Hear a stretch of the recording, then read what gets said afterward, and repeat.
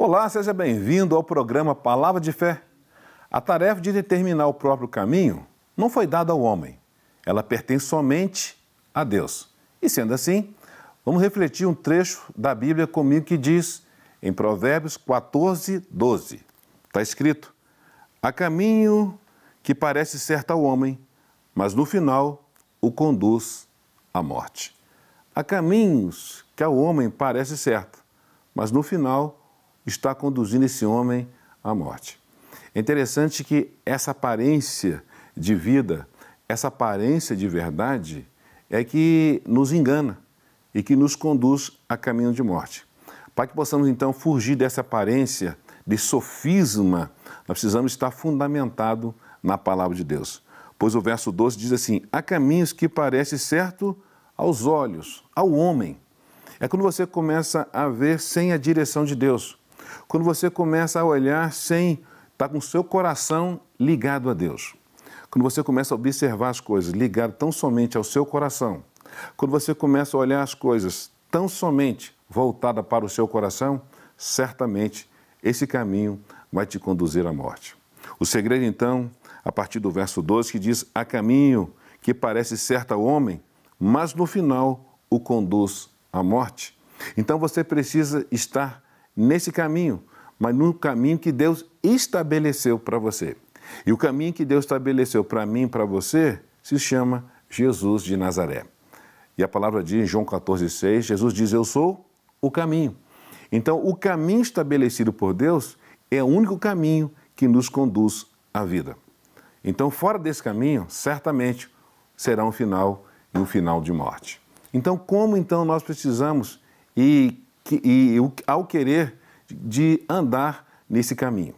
Precisamos então ter a disposição de permitir que Jesus venha nos conduzir no próprio caminho. E o próprio caminho é Ele mesmo. Então o caminho que nos conduz à vida se chama Jesus. O caminho que nos conduz à morte é quando nós estamos andando fora desse caminho. E a palavra, ela sempre vai nos conduzir a esse caminho que nos conduz à vida. Que nós possamos olhar para Jesus, para que possamos estar firmados nesse caminho que nos conduz à vida. Há muitas coisas muitas coisas que estão nos convidando para que possamos andar fora desse caminho. Muitas coisas atraentes aos nossos olhos, mas que ao final certamente é um caminho de morte. Então, que nós possamos ter esse olhar para a palavra de Deus, ter esse desejo ardente pela palavra de Deus, para que possamos ser conduzidos nesse caminho que vai nos conduzir à vida, e a vida é Jesus. Vamos orar?